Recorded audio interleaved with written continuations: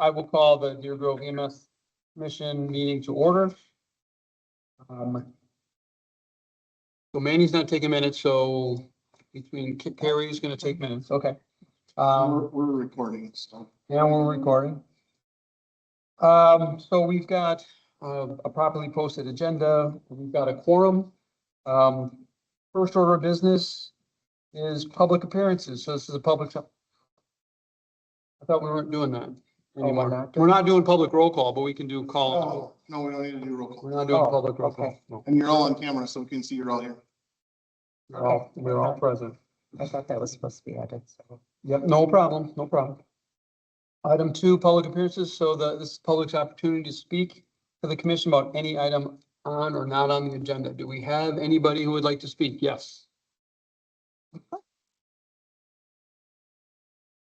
Great. Hi, good evening. My name is Emily Rabbit. I'm one of the full-time paramedics with Deer Grove.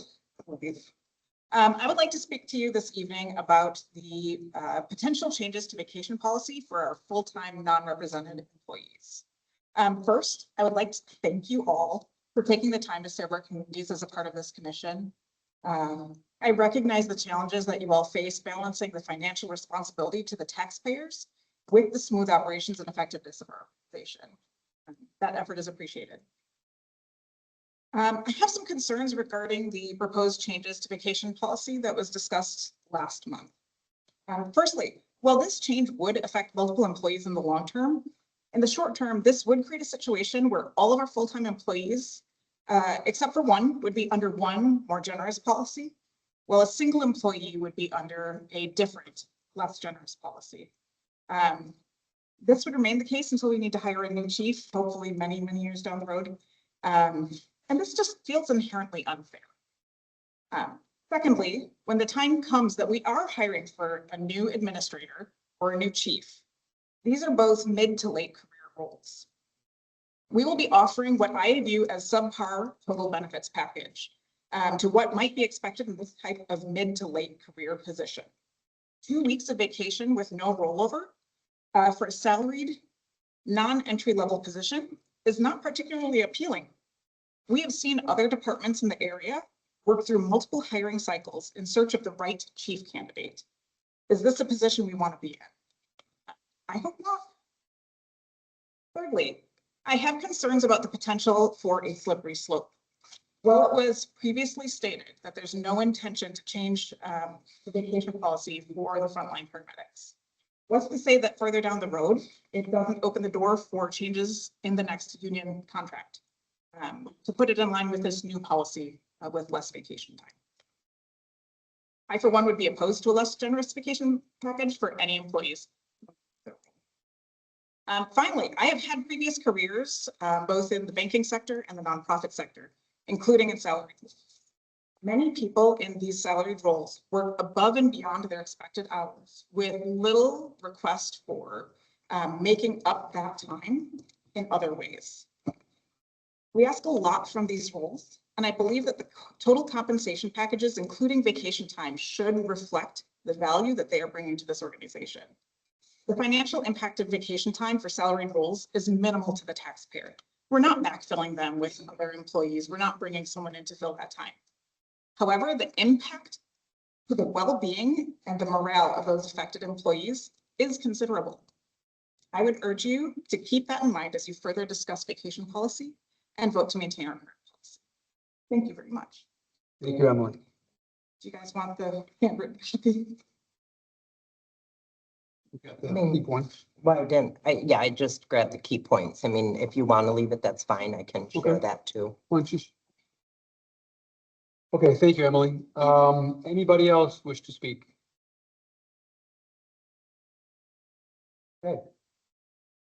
So moving on, number 3, badge pinning ceremony. So Chief. All right, we have 3 folks here for badge pinning. You know all of them already. Start with Kiana. Kiana's our newest full-time hire. He came to our department from, she's known us from afar to start off with. She was a responder with a different department and ran mutual aid calls with us. And then came to us as a volunteer and then became an advanced EMT I think while she was here, and then finally got a paramedic license, and we just hired her full-time on October. Oh, this one's so late too. Oh, that's today. Oh.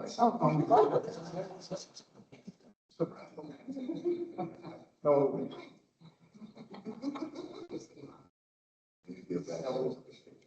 Well, see, I didn't change that. I'll have to get you the. I didn't change October to summer. October 24th, 2025 was her first full-time day.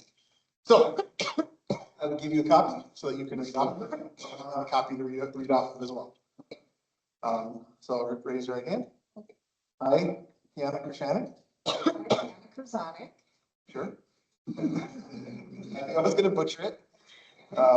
Have been appointed to the office of full-time EMT or full-time paramedic. Having been appointed to the office of EMS full-time paramedic, Do solemnly swear do solemnly swear I will uphold the constitutions of the United States, that I will uphold the constitutions of the United States the state of Wisconsin, and the state of Wisconsin, support the mission and visions of the Deer Grove EMS district, support the mission and visions of the Deer Grove EMS district, and will faithfully and impartially discharge the duties of my office to the best of my ability.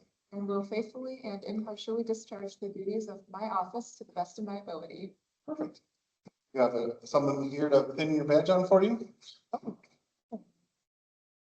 Well, not me, I swear. Yeah, I know. You can all. Yeah, I've never done one of these before, so I have no idea what this is. See, that's why I asked if you had pre-pierced holes, so that you. I didn't. I guess your father doesn't want me. The stab is so good. You got it. I showed you where the holes are. Oh, you were in the room, right? You go. All right.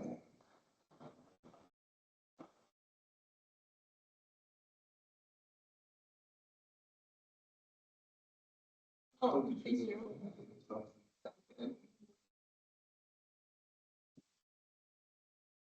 Okay, the next would be one of our recent promotions to lieutenant. We'll go in alphabetical order. I mean, we're first and last. Okay, so Ross Cummings. Ross has been here for a number of years and decided to put in for promotion to lieutenant and was one of the few selected. So Ross is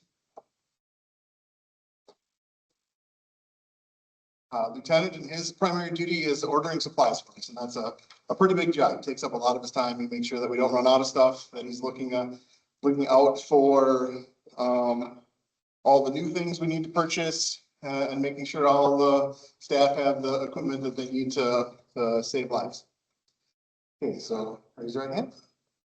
I, Ross Cummings, I, Ross Clemens, having been appointed to the office of having been appointed to the office of EMS Lieutenant, EMS Lieutenant, I'll read whatever I go in there for you.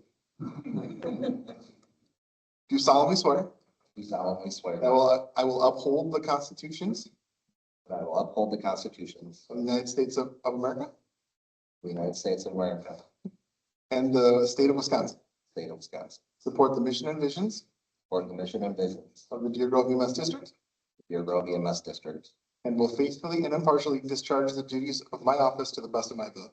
and will faithfully and impartially discharge the duties of my office to the best of my ability. Perfect. You have family here, so pin your badge on for you.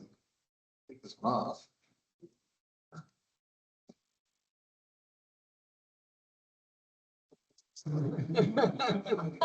So we have an official badge. And if you've been here for these badge pinnings before, each full-time member gets two badges, one for their shirt and one for their Class 8 jacket. And we put the name and date of promotion or selection on one of the badges.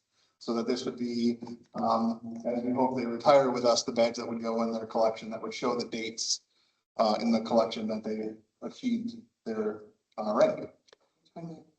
Whichever one.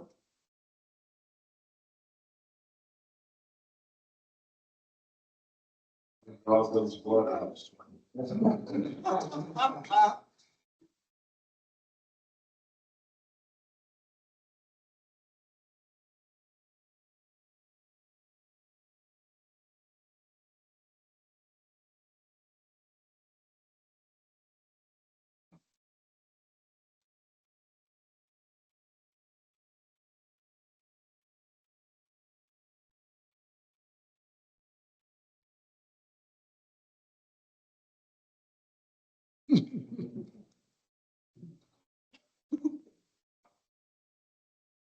Okay, and finally, we have Corey Romero. Corey, similar to Ross, was selected as an lieutenant in the last process. His tenure with Deer EMS hasn't been quite as long as, but he has a story similar to Kiana, where he came to us as a casual member first, and then was selected to the full-time role and then to the lieutenant's role. Corey is our training lieutenant. He took over the position from Lieutenant Melvin. His wealth of knowledge to transfer there effectively. So he's still in that transfer of knowledge from Elliot after having been in the position for about 10 years, to make sure that everything got transferred over from Elliot to Corey. Please raise your right hand. I, Corey Romero, I, Corey Romatko, having been appointed to the office having been appointed to the office of EMS full-time training lieutenant, of EMS full-time training lieutenant, do solemnly swear do solemnly swear that I will uphold the constitutions that I will uphold the constitutions of the United States of the United States and the state of Wisconsin, and the state of Wisconsin, support the mission and visions support the missions and visions of the Deer Grove EMS district, of Deer Grove EMS District, and will faithfully and impartially and will faithfully and impartially discharge the duties of my office discharge the duties of my office to the best of my ability. to the best of my ability. Perfect. You could have your family come up. You list them on.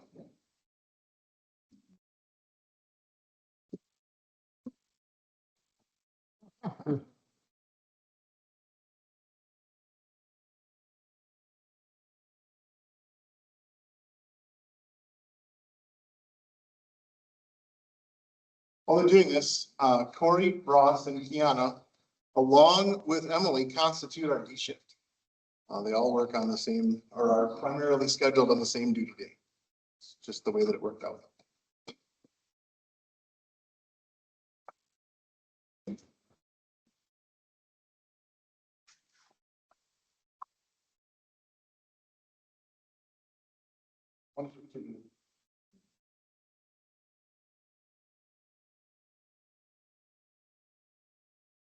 Well, congratulations. Congratulations, Kiana, Ross, and Corey. Thank you, guys. Congrats, guys. Go ahead. I just give a shout out to the people that pins the pins on them. That is no easy task. I've been there and my hands shake, so a little kudos to them as well. Nice job. Good job. Okay, moving on to item 4, approve the minutes from the previous meeting. Go with correction. It's just a missing S. Lay down the first discussion, consider approval of a letter of engagement. Motion by Anders and Williams. Oh, who is William? Good second, and I just have a question. Okay. The block about consider adopt motion to reconvene to open session to take any necessary action. That motion was made in closed session, so I'm not sure. Came back in and was made in open session. Okay, we made it in open session, not closed. Yeah, might have made it in closed session. I don't know. I wasn't there. Okay, But it was made in open session. And it was. so we were recording and such. Okay, Oh, really? Okay. okay, because I had it listed in closed session notes, but okay. Okay. I don't know if the results of the open, like, our recording was different than what happened in closed session. No, Because the recording was off when we went into session. I didn't realize that. No, we were. Right, but then it got restarted. Yeah. It should have been restarted. Yeah. It's usually the motions have to be. Correct. To come, open. to come out. yeah, I'm talking about the motion to come out To of come closed out. session before we turn the thing back on. So, Yeah, the way it worked is that the discussion was that there was a motion made in closed session and that we should record the motion in open session to have it recorded. Okay. Yeah, I didn't magically like, no, yeah, I think I had different notes, but we can talk about that later too in closed session for my closed session minute. Okay. We have a motion. We have a second. Any other discussion? Those in favor? Aye. Opposed? Motion's carried. We have closed session. We'll do in closed session. We'll approve those minutes. in both sessions. Okay. Oh, closed session minutes? I know in the past, we've always approved closed session minutes and open session. I know that's been a discussion that we've had. Yeah. Approve them in open and you decide, do you keep those closed? Or you open top, right. Well, do you want to do that? Let's do that. Let's do it.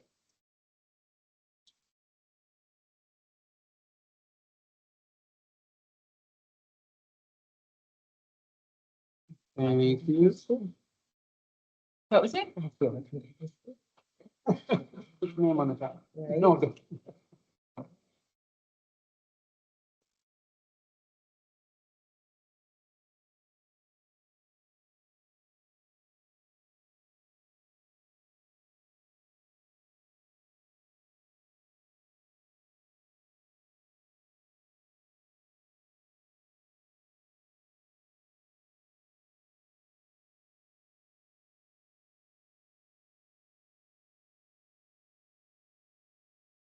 Make a motion to approve the closed session minutes and to keep them closed for the council.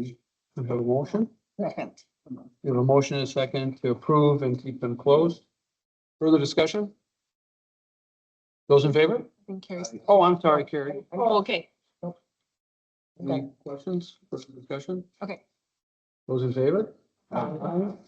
Those, same motion carried. So I'll pass these back to Paula. There you go. There we You're go. the secretary, so you should keep this. Okay, okay. All right, moving on, item number 5. Discuss and consider approval of November financial report. We'll move approval of the November financial report. I'll second. We have a motion, we have a second. I guess the only thing I saw was, on the P and L, it's great. I mean, we're quite ahead of budget, which is fantastic, given we got one more month. So, I'm all for it. So motion is second. Any further discussion? All right, those in favor? Aye. Opposed? Motion carried. All right, moving on. Item number 6. Discuss and consider approval of bills for budget approved expenses.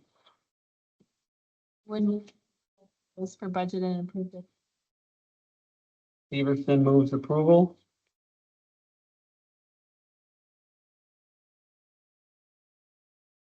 I'll second. We have a second from call. We have a motion and a second. Further discussion or questions?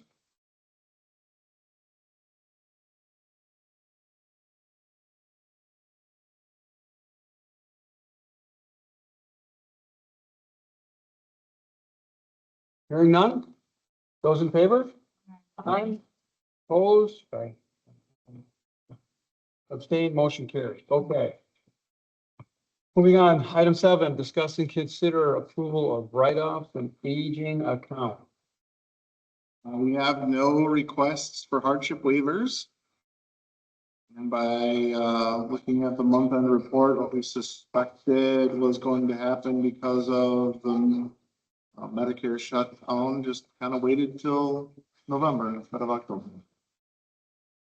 Move approval of the write-offs and aging of accounts. Second. We have a motion and a second. Further discussion? None, those in favor? Aye. Opposed? Abstained, motion carried. Item 8, staff report. As you can see, had a pretty steady year.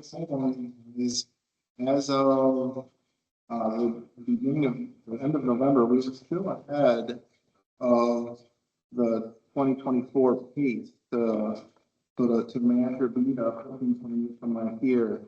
126 calls in a month is a lot. So I think we'll get there. I wouldn't be surprised to see if we were just above 1428 right there. We were smoking up until March and even into April, when some of the discussions about what the future might hold, when we started all those, even into May and June, we were still fairly far ahead of last year's pace. But then we had some slower months in comparison, so. We're still gonna finish it, I believe, ahead, but not in the 1500s where it looked like maybe we were gonna land. As you review the report, the only additional thing I would add is I just got news on production for the new vehicle. We look like we'll take delivery of that sometime in February.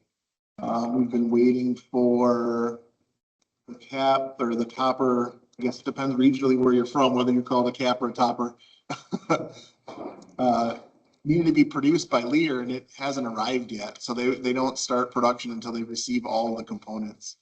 And then with the holiday delay and all those things, it looks, the scheduled time was February 6th, delivery on the 16th. That could move up a little bit, but I don't suspect a lot. So once we get it, we'll take it to the wrap shop and have our graphics put onto it.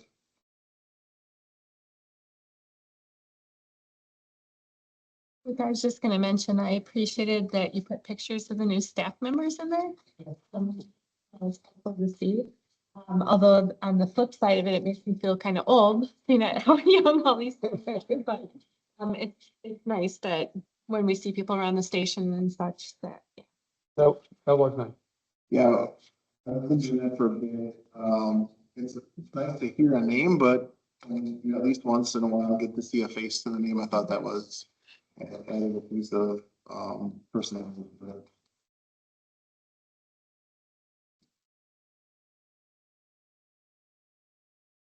You know, you talked about the officer group has begun leadership training using the culture code. Is someone facilitating that, or is it just kind of? We have some stuff that we talk through. We pick key chapters and we just discuss our perspective from each of the chapters at a time.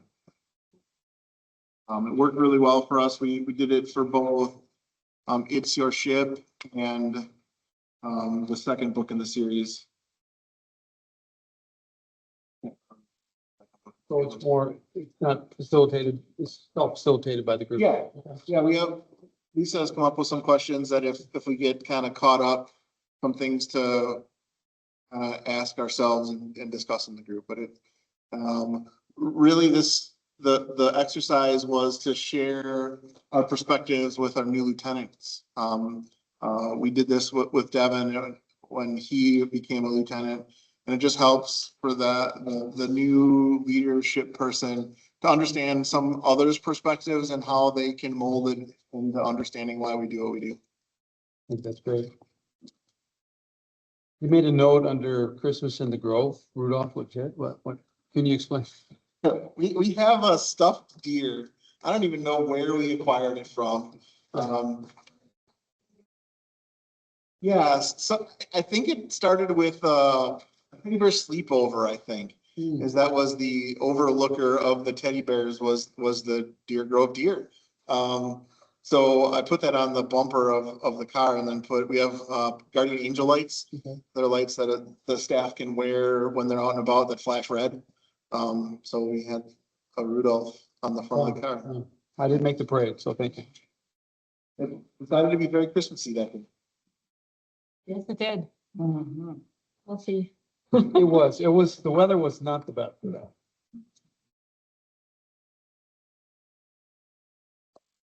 Other question I had is, on the staff report. So mutual aid received, when we get that, there was 3 last month. Those were 3 calls that we were unavailable to respond to ourselves. Understood. The question is, which unit was not available? Both.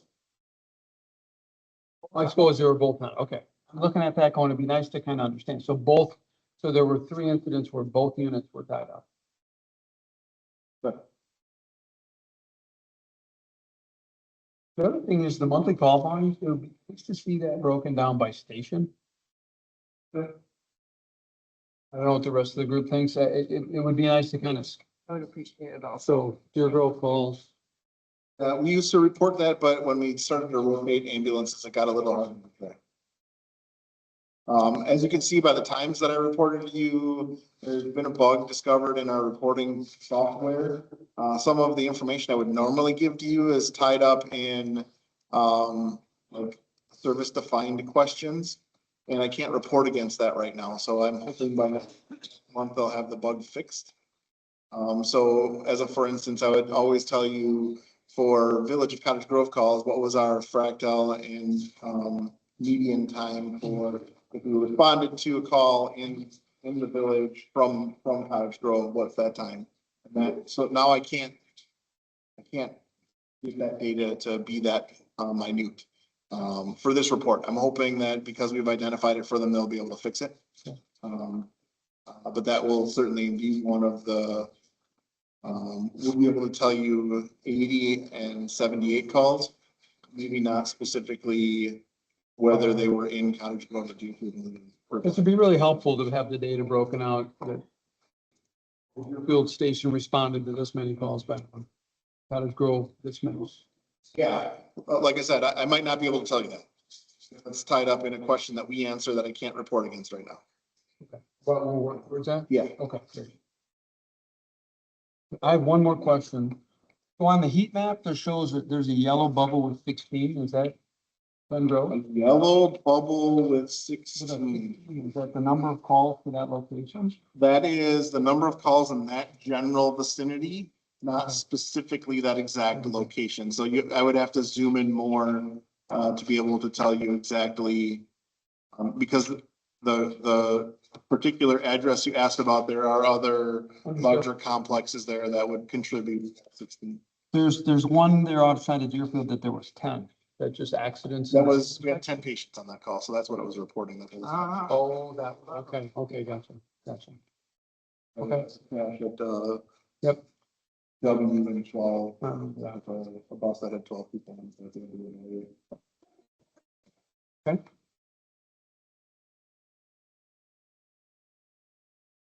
The questions? Other comments? No? Okay. We move on then. To item number 9, correspondence. I do have one. I thought I printed it. Let me find the email quick.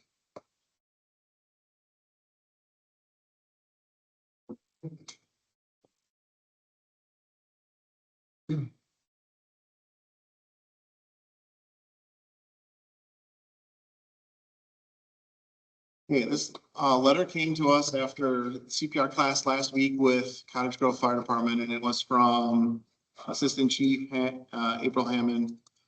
Just wanted to take a minute to express a couple notes of recognition and appreciation for a couple staff members that might not often get it, based on past and recent observations at training last night.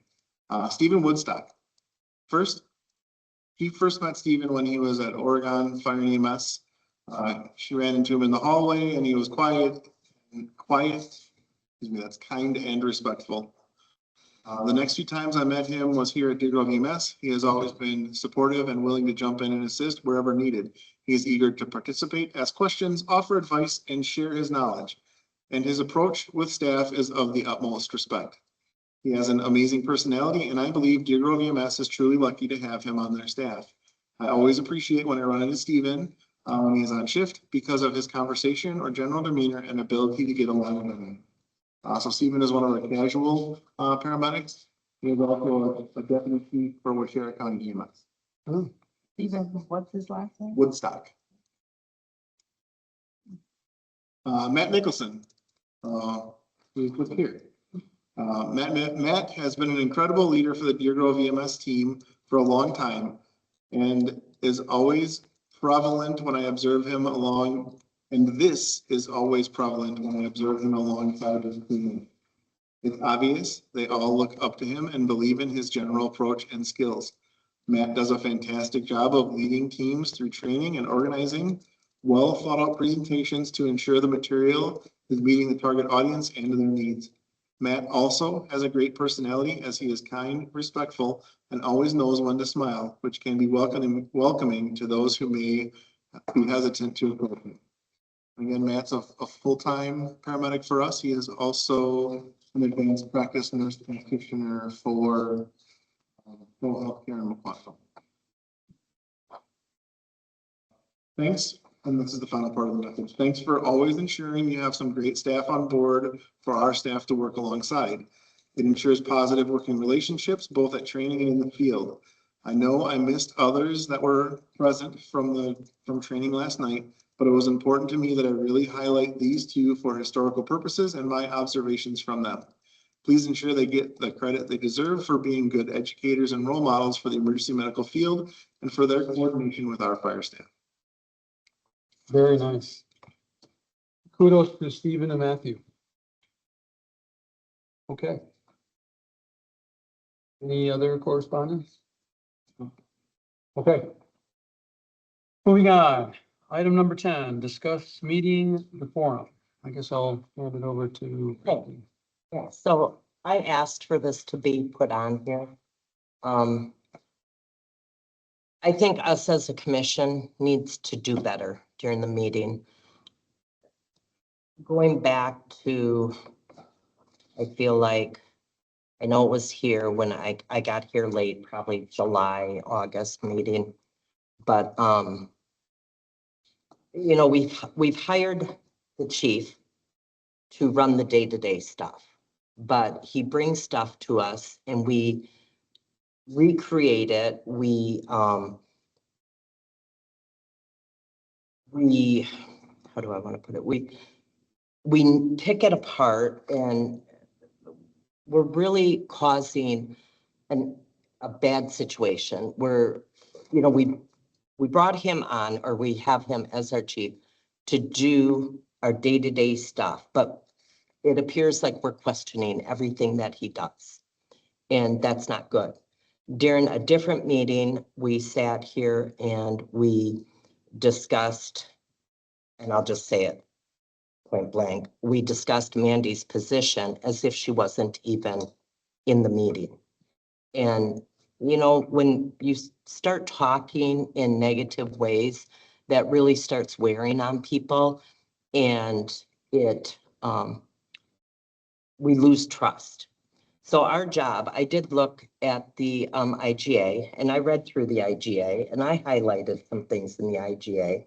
And, you know, our job is to work cohesively with the chief. So the commission, by using its best efforts and by working in cooperation with the chief, shall, you know, make the rules and regulations, make provisions for the management of the district, which is basically looking at potential future needs.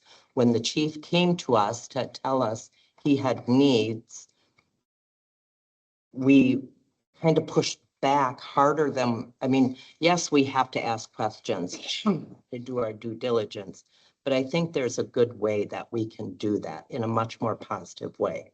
And I think we as a commission needs to be better. If we lose trust with our chief, with our paramedics, with our administrator, or, you know, our new, whether it's Mandy or someone else, if we lose that trust, it's going to take a really long time to get that back. And we don't want that. We have one of the best services in this county and we want to keep that. So, So what are you suggesting we do differently?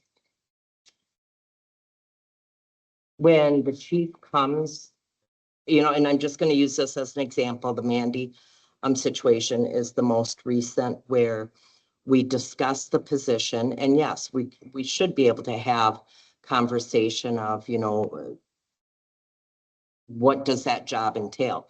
I can't think of anyone better to know what that job entails than that person sitting right there. Because we told him a year ago, almost at this time, to pass work off. You're working too much. You're not taking vacation.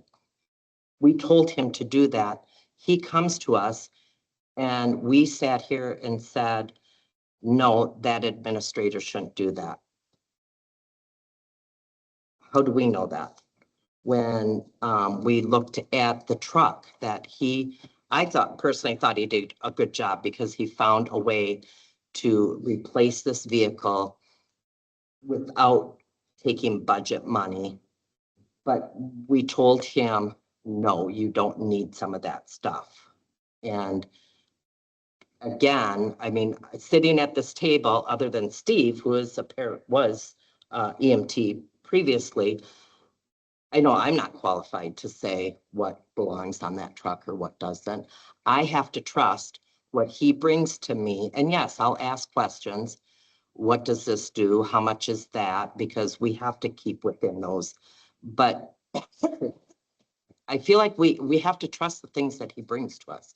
And yes, we can ask questions. Yes, we need to do our due diligence and make sure that we're staying within our constraints of our budgets of our villages and our townships. But we also, you know, we tell him in one hand, pass work off, but then we tell him, no, you don't need a full-time manager. I don't know if we ever said, no, you don't need a full-time manager. We were asking questions. Could we go to 16 to 20? Are there other ways? So suggesting alternatives to me, I think is our job, right? We have to It suggest is, but alternatives. But But I it's agree. how we do it, I don't disagree with how you. we do it. But I don't Really. think, and maybe Chief, you want to Really. chime in. I don't think we ever said, no. We said, we more. Talk about options. That's our job. I think one of the things that became challenging in the example, we'll use the position in Mandy, for instance, is when this was first rolled out to us, it was with the intent that it was Mandy's position and she's going to full-time. And so I don't remember ever saying Mandy, Mandy, Mandy. Others were saying, well, Mandy needs these full-time hours and Mandy needs this, right? And so we probably should have, from the beginning, couched it as its own segregated thing and decision and not tied it to her name, because you're right. I can see how the open session comments and people saying this and that and using Mandy's name could have negative repercussions, but it was also rolled out at the beginning that way. And can someone tell me with an HR background why we cannot move her into full-time? I mean, I'm not disagreeing that, you know, the potential to open it up. We don't know if there's something out there, better out there. But why could we not consider just moving a person who is well qualified to that full-time? Was that ever an agenda item posted just like that? It was never an agenda item that we were going to just move the current person into that. It was always about a position. That's why. I mean, that's why we couldn't just say, well, let's just do this. It was never agended that way. But once it was brought up, why didn't we start investigating it that way? Why didn't you? I mean, you. I said we, I I said know, we but like- as a commission. Right, but I'm not saying any one person. I'm saying we as a commission need to do better. Yeah, we could have I talked mean, about it, but we I'm didn't. not saying, I'm not excluding myself. yeah, I should have said something. I should have brought things up. if someone was passionate about it, absolutely. I mean, any one of us can ask for something to be on the agenda. I think. Well, and that's why I asked this, just to bring it forward to say, we need to do better as a group. We do not want to portray negativity and, you know, No, distrust. and I completely get that. And I think I've said this, if I haven't said this at EMS, I know I've said it at the village board. My personality and how I make decisions is by asking a lot of questions and doing a lot of And research. we should ask. And so, And that's our job. yeah, I mean, if I've done that in a way that maybe isn't as professional or whatever, I apologize. But, you know, I'll be mindful, obviously, but, you know, I just think, you know, there's a lot of things we could have done differently. And yes, maybe going forward, we need to take a different tact with some of these things. And I just feel like it was like meeting after meeting after meeting after meeting that things could have been handled differently. I I would feel take responsibility for pushing for this to be a posted, open to all And that- position, because I see this as public money. And I think public money deserves scrutiny, and I just felt like I have seen in other government agencies created for someone and there are a lot of questions afterwards, about it. I'd rather have this open. And if you think that that has been a negative, I'm sorry, but that's my bias. I Well- like to have it open. Well, it's not so much that it went open. I think it's how we went about it, you know, that some of the comments that were made. You know, and then, and that's just one situation. In another comment, yes, Mandy is on the, on taking minutes and that, but she's also a wealth of knowledge. And so, yes, per Robert's rules, it's just this table. If she can contribute to our conversation, maybe we make that exception. I'm not saying we have to. And I just want to comment on But that one. I think we can take some stuff from her. And I know where that's coming from, right? Because there was a discussion on the truck, on the Explorer. And we were talking as a group about what we're gonna do. And it was presented as an opinion, not an option. And I think it's important to recognize the difference. And so maybe I would have done a little better job smoothing out how that happened. Never once did I know how to put it. I felt I said it in a negative way.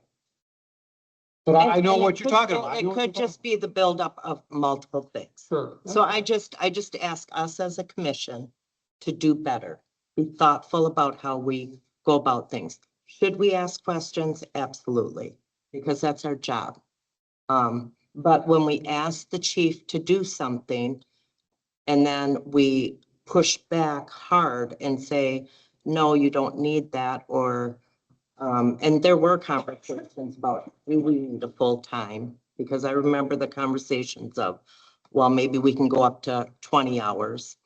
And then there were conversations about what all should be entailed. And yes, we should be involved in creating that job description. But again, I can't think of anyone better than chief to really say, this is what I need her to do, or that person, or that position to do.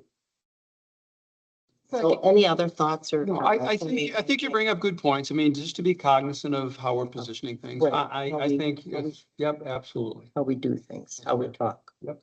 I guess if you have recommendations or if you feel like it's veering that direction, you know, pointing us. Pointing it Well, out. and I'm guilty too. I mean, I should have, like, I remember coming into meetings late and I should have, you know, maybe said something sooner, but I don't wanna lose the good thing that we have, because we have good people here. Agreed. And if we lose, whether we lose good paramedics or we lose a good chief, or even, you know, that administrative management job is an important job. So we want to make sure that we do our due diligence. I guess I would just say too, that it's a balancing act for us. And, you know, it's hard when staff advocate for different positions, right? When they're engaging in that political advocacy, whether or not they're being encouraged to, or indirect or directly. We have to balance our employees with the 26,000 taxpayers that we have between all of our member municipalities, right? And we're really at the table on behalf of the taxpayer, not necessarily the employee. So trying to hold those two things and understand, yes, we have good employees and yes, we want to keep them, but yes, we also need to really do our due diligence. Like, that's a hard balancing act. I'm And right there with you. Yeah. I mean, it's not just you or the village of Cottage Grove. I mean, we're all right there balancing that. But I think we also have to be very cognitive of, you know, what does it cost to get someone, and we have to be forward thinking, you know, it's not just today. You know, we're looking at, you don't want to be behind the 8 ball in this profession. So, you know, we have to be forward thinking, and we already know that there's more work than what the administrative assistant does. So, and we want to make sure that we do, you know, pay that person a fair wage. And that's why we worked through some of that, to, you know, get to it. I just want everyone to be very cognitive of. Thank you for bringing that up. address I that. think it's good for us to always think about how it's received and how we ask our questions, how we do Mhm. you say pushback. I mean, I'd like to think that we should portray it that they're questions because that's what they truly are. But if they're perceived as a pushback, it can be negative, and I appreciate you bringing that up. Any other comments from anybody else on this topic? No, I agree. Might I take a moment? Absolutely. I think when we talk about staff and their opinion, we have a lot of knowledgeable staff, not just with the Deer Grove operation, but within EMS, not only about the industry as a whole, but the history of our department. And to not want to hear that, which is kind of the message that was sent, decreases conversation. And I don't want to beat this one to death, but I agree with everything you just said. Most of it is facts and history. When we're talking about whether or not we liquidate or sell a used vehicle or not, I think the commission owns that. And I mean, I could ask anybody on the street their opinion, but it's this commission that's going to make the decision founded on the financials and the representation that we bring. And so I really don't want to continue to beat that one, but I agree with the I context. wasn't expecting it to be a two-way. I was just giving you information. I agree with the context, and I think being cognizant of that, I think is important. And I think knowing what is the right information to provide to you all to make good decisions is very, very difficult. There are 6 people on this body right now that I have no idea how you think, why you think, when you think. I have to do the best I can to provide you with the information that I think is going to help you to make a good decision. Sometimes, and I'll use tonight's packet as a prime example, I can give you all the information I want, but I'm beholden on other people to give me information. I don't have answers back from FSM for our contract. It took forever to get attorneys to review it, this, that, and the other thing. So I'm doing incrementally the best I can. Some of the things that are discussed and maybe being used as reasons to not consider something or the next step that we haven't begun to work on yet. And I'll use the hiring of the position as the prime example. Why would we worry about hiring of the position if we don't have the position? Why would we say how we're going to hire that person if we don't know that it's been going to be created? We needed to get past that incremental step before we could decide on the hiring process. And that's all part of the discussion. And because it's the focus, I spent 1 full month trying to find all of the information necessary to sell a story on a memo that should have been 1 page long, but was 12. And there was still people doubting whether it was needed or not. I'm not going to bring you something that I don't think is necessary or doesn't keep every single taxpayer in the Deer Grove EMS district in mind. My job is predicated on that. I'm not going to do something that would put our relationship with any one of the municipalities in jeopardy, to include those by contract. So maybe that's a perspective you hadn't heard or considered, but my job is to make sure we're successful day to day, month to month, year to year. Thank you. I'm sorry, Jackie? I think he's doing fabulous. Yes. And we don't want to lose that. Okay. Other thoughts on this topic? Okay, moving on. Number 11, discuss and consider updated contract from SSM for medical direction services. And I would move to table this because we don't have the replies back from SSM Health. I was going to make the suggestion of if the reply from SSM was yes, we agree with all those, that we approve our version. And if SSM doesn't agree with our version, I'll bring it back. We're talking about the version that you handed out just moments The ago. version that I emailed out yesterday that had been reviewed by the lawyer. Okay. Assuming they're okay with it. Motion. Yeah, but if their lawyers review it and they want further change, then of course, we're gonna have to come back and talk about it. If their lawyers agree with, and to be clear, this was Stafford Rosenbaum that reviewed this for us. Because, Jackson had a relationship with SSM, our attorney couldn't review it. So I needed holidays caused a delay and all this other thing. So basically, Stafford Rosenbaum was the attorney group for the village of Pikeville. We asked them to review it. And that's, it wasn't Rick Larry, it was another associate that reviewed it. But that's who did this for us. It's been at SSM's. I got it back and sent it over to them right away. And obviously, you know, in sometimes the gears don't kind of as quickly as we like them to. The previous suggested edits I've given to them, they approved, but everything that was suggested in this document from Stafford Rosenbaum, we would have approved the document and structurally didn't change anything. It really is not materially different. Just ask a couple of questions then.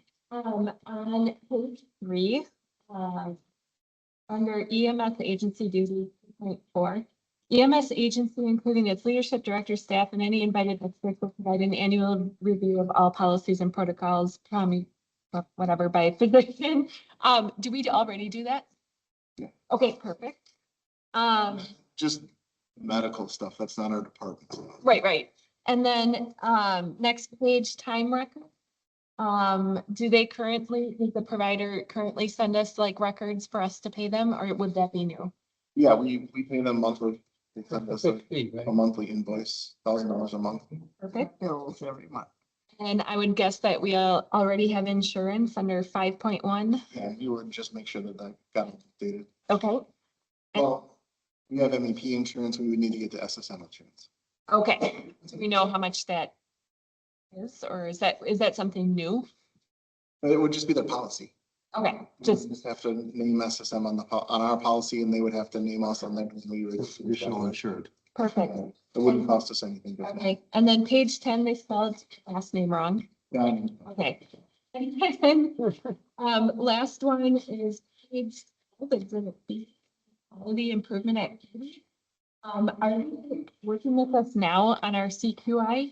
Okay, yeah, they're actually doing high level position CQI.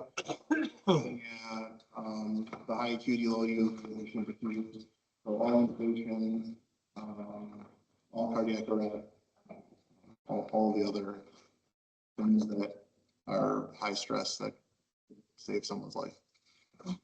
with that, I would move approval of the contract, that our attorneys reviewed with their changes.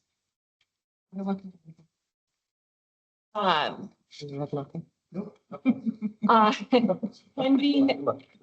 Pending SSM, reply to chief that those changes are okay.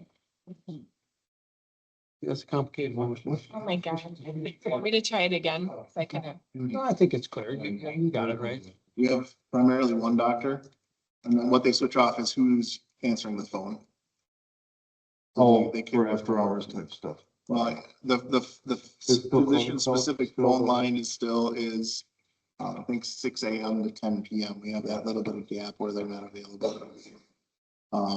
But then, so, Dr. Wiklinski is our primary doctor right now, and we, with Wiklinski, with Oh, okay. WL. So he's our primary physician, but if he were to go away for any length of time, then we would have Casey or Dr. Liebeck step in for anything we needed. We get 24/7 medical control coverage through the emergency department. So if we call the one line and the EMS physicians don't answer, then it kicks over to the ED so that we would have them. Okay, we have a motion And a second. and a second. Further discussion? All right, those in favor? Opposed, abstained, motion carries. All right, item number 12, discuss and consider edit to policy 9.25, vacation time. The one in the packet is the one that I added, the highlights are what got added. There was, stuff that needed to be included. Started off sending this to Stafford Rosenbaum through the league HR stuff. But as it turns out, through discussion with the lawyer, we would have needed to spend hours to get them up to speed with the what's and ifs and where's and how's it with our operation. So the comment from that lawyer was Jackson Lewis is an HR attorney firm. We should just have them review this. So I went back to Dan and Dan reviewed it. So the strike through is from Dan with his adjustments. I sent you a clean one. I don't mind reading strike through stuff, but I also need to see what it looks like with strike through. So basically all the edits on here are exactly as discussed at the last meeting.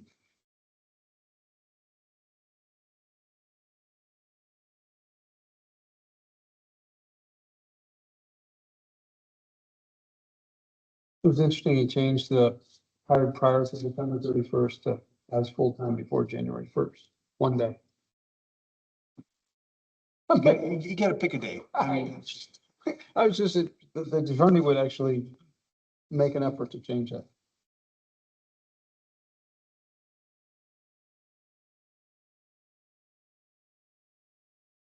In his mind, it's probably because prior to December 31st would be up to December 30th, Potentially. True. potentially. Yeah. So he's just making it Making that it- clean, Yeah. that clean break. I thought about putting January 1st in there too. I just thought I'd be silly with December 31st. I don't know, whatever. You're right, that would be the 30th. Well, Which is kind of goofy. Yeah. Okay. I think if the attorney reviewed it and it matches our direction from last meeting, right? I guess I would move the approval, of the vacation time. How do we have it listed? Policy, the edits to policy 9.25, vacation time in the Deer Grove EMS Standard Operations Manual. Using the attorney version. Yeah, it's attorney version.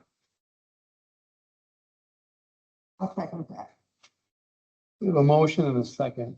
I guess my only, going to discussion, my only thing is under D, II.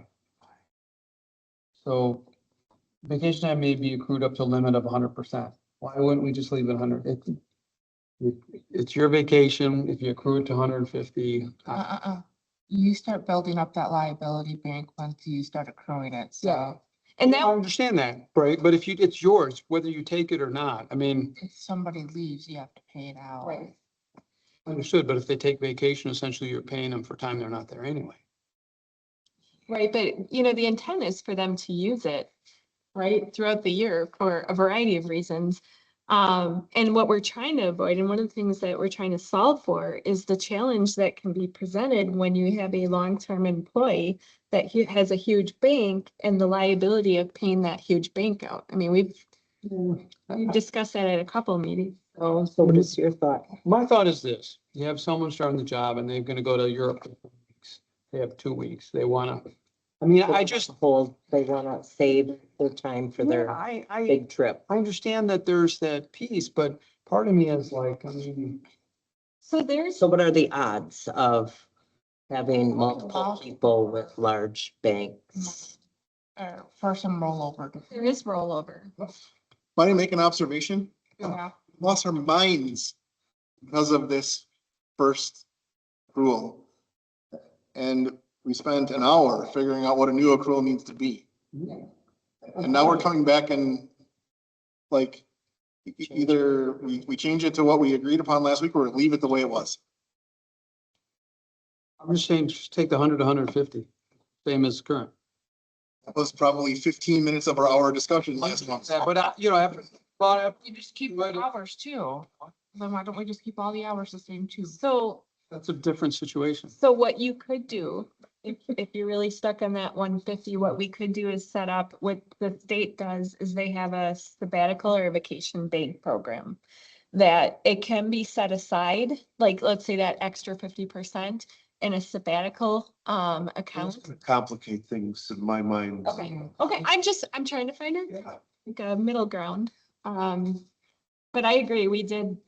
I would venture to guess maybe the reasons these numbers are the way they were is because the group before you realized those things and decided to make those decisions. But the original one allows accrual up to 150%. So the long term at 300 hours, which, I mean, I work with a lot of companies and a lot of industries. That's pretty high, which is fine. I'm fine with that. How about this? The one and only change you make to the policy is accrual up to 100%. I'll leave the hours the same.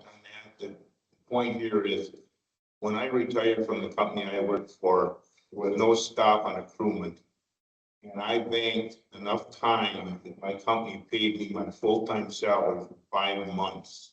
Yeah. And he's right on, you need to get to the 100% and stop. Because if they start accruing and they find something to pull, we'll be paying for it a long time after they're gone. Mhm. Okay, I'm fine. We have a motion, we have a second. I'll strike my Yeah. further discussion. Okay, those in favor? Aye. Opposed? Abstained? Motion carried. Okay, moving on. Item, I guess it's 13 got changed here, so the ambulance. I'll be honest. I was expecting another couple quotes and a quote for a new ambulance. That's the first things I'll be honest with. The other thing I'll be honest with is when I got this, I read it and I read $276,000 for a remount. It wasn't until I reread it that I'm like, oh. $276,000 to just remount an ambulance is the same cost as what we paid for this most recent ambulance with chassis, cotton load system. So it would have meant that it was a huge increase as compared to what we just bought. This is a little bit more expensive, but not as ginormous of an increase. So we'll take this as we discussed that this is what our remount is likely to cost. I'll come back with more information and we can continue to discuss it. My goal would be that we'll commit to the remount to start October of 27, so we're a good bit away still. Yeah. Question. Going back to the company that's doing the truck, coming, that they're waiting till all the parts are there before they start. Is this gonna be the standard also? No, different, Huh? different. No, I meant as far as are they going to go ahead and make sure that they have 100% of everything on hand before you hand them over the ambulance, or they, so there's, we don't have X. So it's gonna push back your, No, and the reason with this current ambulance build that it got all jumbled is because it got hit on the highway. So it got hit on the highway Oh, in yeah. December last year. So we sent it to them 3 months early. So they needed to get a couple parts and fit us into the manufacturing timeline for the most recent remount. The remount process is different than the quote and approval of the truck, in that we basically said we approved that bid. Now they had to go from zero to get all that stuff in. okay, So it'll be different, and the process would go that like October, we would want to deliver it to Michigan, have it back in as early in 2028 as we can. But we now have, the reason I brought it forward is if it was $276,000 for a remount, that's nearly the same cost as a brand new ambulance. We would want to get in line for a brand new ambulance as soon as we could. That's not the case with this anymore. Thank you. So we would buy a new chassis and remount. Yep, we'd buy a new chassis, new cotton load system. Chassis, we'll say is $60,000-ish. Cotton load system is $70,000. So add $130,000 to the price of this. So 130 to the 176 is 306. We just paid 280. So $25,000 increase. It's still $25,000, but it's not $150,000. Okay, so more to come, but this is obviously a bogey out there that we gotta have on. Yeah, we'll keep an eye on it. Have discussions. We'll get to a point where we'll need to sign the contract. I would envision that will either be late this year or maybe early next year. By this year, I mean 26. Even though it's only 25. 2 weeks out. All right. We're going too fast. Okay, moving on. Item 14.